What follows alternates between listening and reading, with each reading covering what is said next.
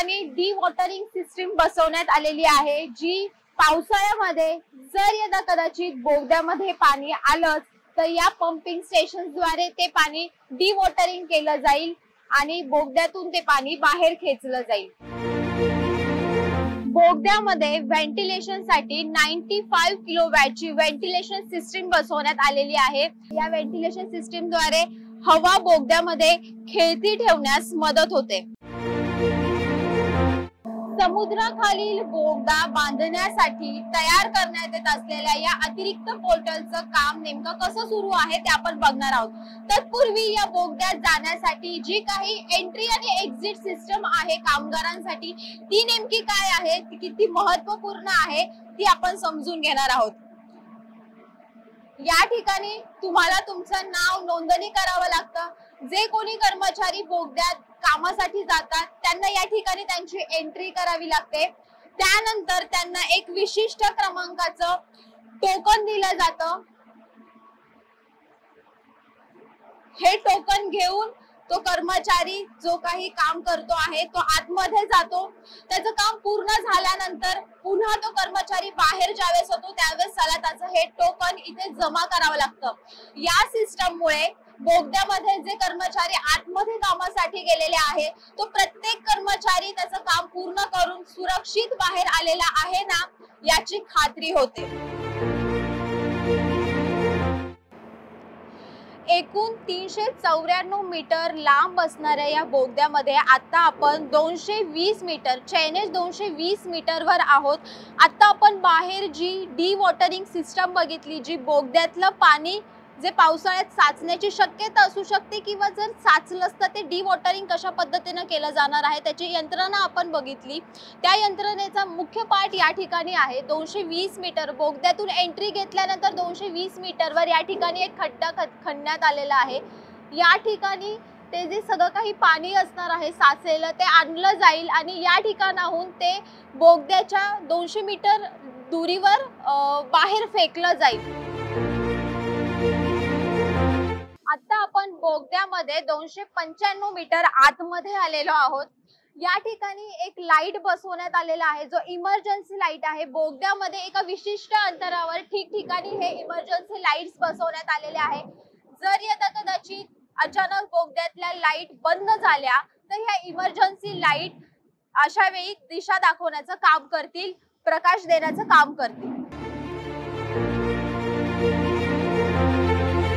आपण आता बोगद्यामध्ये 300 मीटर आतमध्ये आलेलो आहोत। इथून पुढे 94 मीटरवर आदित पोर्टल 394 मीटरचा असल्या कारणाने 94 मीटरवर इथून काम सुरू आहे। समुद्राखालील बोगद्यात जाण्याच्या दिशेने 94 मीटर आपण आता फक्त दुरीवर आहोत। या ठिकाणी काम करत असताना जर एखाद्या कर्मचाऱ्याला काही त्रास व्हायला लागला, इमर्जन्सी सिच्युएशन क्रिएट झाली तर अशा परिस्थितीमध्ये त्या कर्मचाऱ्याला तात्काळ मेडिकल सुविधा मिळावी, तात्काळ उपचार मिळावे यासाठी 300 मीटर अंतरावर म्हणजे बोगद्यात एंट्री केल्यानंतर 300 मीटर अंतरावर आणि प्रत्यक्ष ज्या ठिकाणी काम सुरू आहे तिथून 90 मीटरच्या अंतरावर फर्स्ट एड किट ठेवण्यात आलेला आहे। फर्स्ट एड बॉक्स बसवण्यात आलेला आहे। तिथूनच काही थोड्याशा अंतरावर स्ट्रेचर देखील ठेवण्यात आलेला आहे, जे इमर्जन्सी मध्ये या कर्मचाऱ्याला तात्काळ उपचार मिळावे यासाठी फायदेशीर ठरेल। बोगद्याचा एंड पॉइंट ज्या ठिकाणी आहे 394 मीटरवर आतमध्ये आपण आता आलेलो आहोत। मुख्य बोगद्यापासून 50 मीटर अंतरावर एक आपत्कालीन टेलिफोनिक सुविधा उभारण्यात आलेली आहे। या ठिकाणाहून फोन केल्यानंतर बाहेर बसलेला प्रतिनिधी फोन रिसीव्ह करतो आणि आतमध्ये जी काही इमर्जन्सी परिस्थिती असेल, आपत्कालीन परिस्थिती असेल किंवा इतर काही काम असेल त्यासाठी बाहेरून जर यंत्रणा आतमध्ये तात्काळ पाठवायची असेल तर त्याला रिस्पॉन्स करण्याचं काम करतो, तात्काळ त्याला प्रतिसाद देण्याचं काम करतो। आपण याचा एक नमुना देखील आताच्या या व्हिडिओतून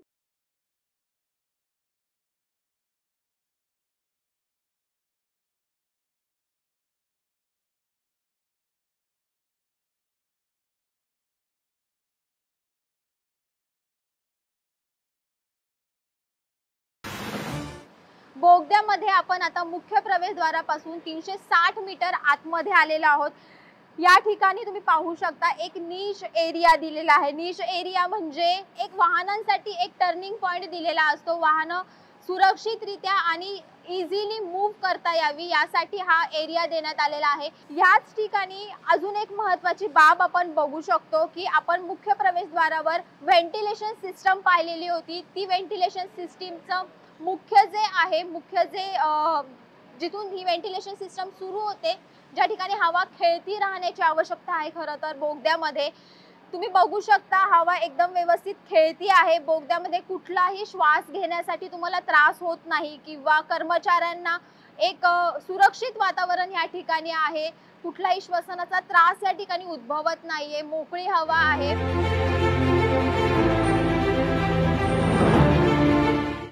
आपण आता बोगद्याच्या एंड पॉइंटला आलो आहोत। एंड पॉइंट म्हणण्यापेक्षा हे एक जंक्शन आहे। माझ्या उजव्या बाजूला जो टनलचा खोदकामाचा पार्ट आहे तो आहे शिळफाट्याच्या दिशेने जाईल। या बोगद्यातून या जंक्शन वरून उजव्या बाजूला जो माझ्या तुम्ही बघताय तो शिळफाट्याच्या दिशेने बोगदा खणला जाईल आणि याच जंक्शन वरून माझ्या डाव्या बाजूला तुम्ही बघू शकता घनसोली म्हणजेच विक्रोळीच्या दिशेने जो शाफ्ट आहे, विक्रोळीला जो शाफ्ट आहे त्या दिशेने खोदकाम केलं जाईल।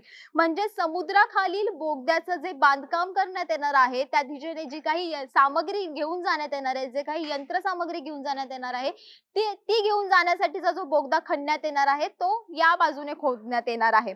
भारतातील सर्वाधिक लांबीचा समुद्राखालील बोगदा हा आपल्या महाराष्ट्रात उभारण्यात येतोय, बांधण्यात येतोय। ही खरं तर आपल्यासाठी अतिशय अभिमानास्पद बाब आहे। हे संपूर्ण काम आदित पोर्टल मध्ये आज आपण आलेलो होतो। 394 मीटर लांबीचा हा आदित पोर्टल समुद्राखालील बोगद्याचं बांधकाम सुरळीत करण्यासाठी एक महत्त्वाची भूमिका बजावणार आहे। ही सर्व टीम आपण बघू शकता। ह्या टीमच्या मदतीने ह्या टीमनेच या आदित पोर्टलचं काम पूर्ण केलेलं आहे आणि पुढील काम देखील पुढील बोगद्याचं बुलेट ट्रेन प्रकल्पाचं महाराष्ट्रातील सर्व बोगद्यांचं काम देखील याच टीमच्या माध्यमातून करण्यात येणार आहे। खरं तरी महाराष्ट्रासाठी मला पुन्हा पुन्हा उल्लेख करावासा वाटतो की अत्यंत अभिमानास्पद आणि सन्मानाची बाब आहे की भारतातील सर्वाधिक लांबीचा समुद्राखालील बोगदा आपल्या महाराष्ट्रात बनतोय। हा संपूर्ण विषय तुम्हाला कसा वाटला हे आम्हाला कमेंट बॉक्स मध्ये नक्की कळवा। महाएमटीबीच्या फेसबुक पेजला लाईक करा, आमचं YouTube चॅनल आहे ते देखील सबस्क्राइब करा आणि अशाच अन्य ताज्या घडामोडींसाठी www.mahaemtb.com या आमच्या संकेतस्थळाला नक्की भेट द्या। तुर्तास धन्यवाद।